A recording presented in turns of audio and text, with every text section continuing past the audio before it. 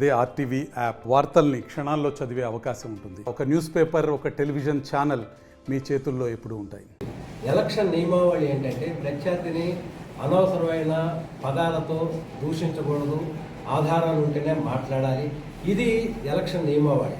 కనీసం ఎలక్షన్ నియమావళి తెలియని సంస్కార హీనుడిని తెలుగుదేశం అభ్యర్థిగా పెట్టిన తెలుగుదేశం వల్ల నేను క్వశ్చన్ చేస్తున్నా. ఇలాంటి వ్యక్తుల్ని మీరు ఎలా పార్టీలో పెట్టారు అనేది వాళ్ళ విజ్ఞతకే వదిలేస్తున్నా. ఇంకొక మాట, నన్ను అవినీతిపరుడు అంటున్నారు కాబట్టి నేను దమ్ముంటే నా అవినీతిని నిరూపించమని ఛాలెంజ్ చేస్తున్నాను.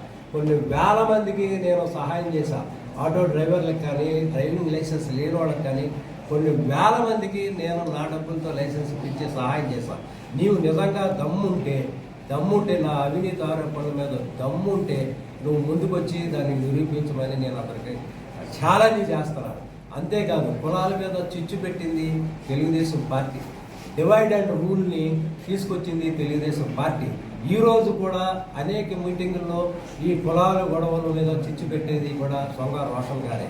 నేను ఏ రోజున ఇంతమంది ప్రెస్ మీట్లో నేను ఛాలెంజ్ చేసి చెప్తున్నాను. నేను ఏ రోజు కూడా నేను ఇలాంటి సబ్జెక్టు అన్ని కులాలని సమానంగా చూశాను తప్ప కులాల మధ్య చిచ్చు పెట్టే విధంగా నేను ఏ రోజు మాట్లాడలేదనేది మీ ప్రజలందరికీ తెలుసు, ప్రెస్ వాళ్ళందరికీ తెలుసు. అలాగే నేను నా ప్రత్యర్థి అయిన సొంగ రోషన్ కుమార్ గారిని ఈ రోజు వరకు పల్లెత్తి నేను మాట్లాడలేదు. ఎందుకంటే నేను సంస్కారం తెలిసిన వ్యక్తిని. నేను నా ప్రత్యర్థిని నేను సమాన హోదాతో ఒక గొప్ప గౌరవంతోనే చూస్తాను తప్ప విజ్ఞత తప్పి సంస్కారహీనంగా పైగా ఈ ఎలక్షన్ నియమావళిని ఉల్లంఘించి నేను ఎప్పుడూ ఏ రోజు తోలనాడలేదు, ఆరోపించలేదు. ఇంకొక మాట చెప్తున్నాను, సింహం సింగిల్గానే వెళ్తుంది, కుక్కలు చాలా మొరుగుతాయి. ఈరోజు అతను పాపం నేను మదపటేనుగు వెళ్తున్నప్పుడు కూడా కుక్కలు అనేకం మొదుగుతాయి. నేను ఒక మదపటేనుగుని, నేను ఒక సింహాన్ని. నా యొక్క నాకు వచ్చే కీర్తి ప్రతిష్టలు కానీ, నాకు వచ్చే ప్రజల్లో వచ్చే స్పందనలు కానీ అని వారవలేక ఇలాంటి మాటలు మాట్లాడుతున్నాడు అనేది నేను అంటున్నాను. ఎందుకంటే నేను ఏ రోజు కూడా నా ప్రత్యర్థి గురించి పల్లెత్తు మాట్లాడలేదు. ఇది నా సంస్కారం. అతను సంస్కారహీనుడు కాబట్టి ఇలా మాట్లాడుతున్నాడు. నియోజకవర్గంలో గెలవలేకే కేసు వేసే పరిస్థితులు ఏంటో నాకు తెలియదు. అతనికి ఏ కేసును ఎలా వేశాడో అతను సమాధానం చెప్పుకోవాలి.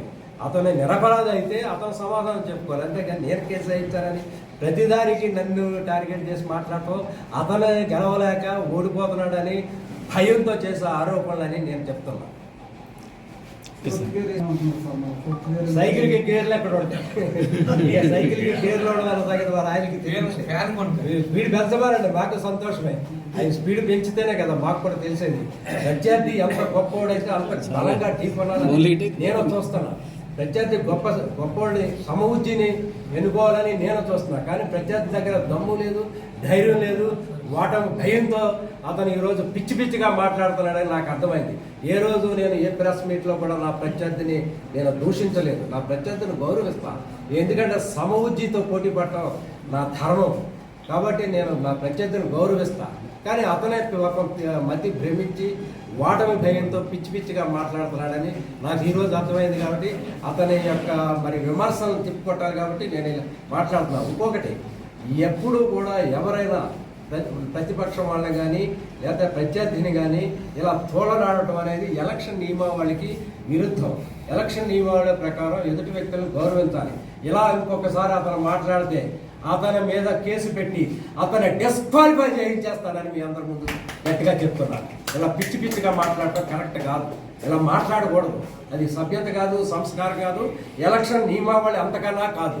ముందు ఆ పద్ధతులు నేర్చుకోమనండి, సంస్కారం తెలుసుకోమనండి, ఎలక్షన్ రూల్స్ని తెలుసుకోమనండి ఆ సొంగ రోషన్ కుమార్ గారు.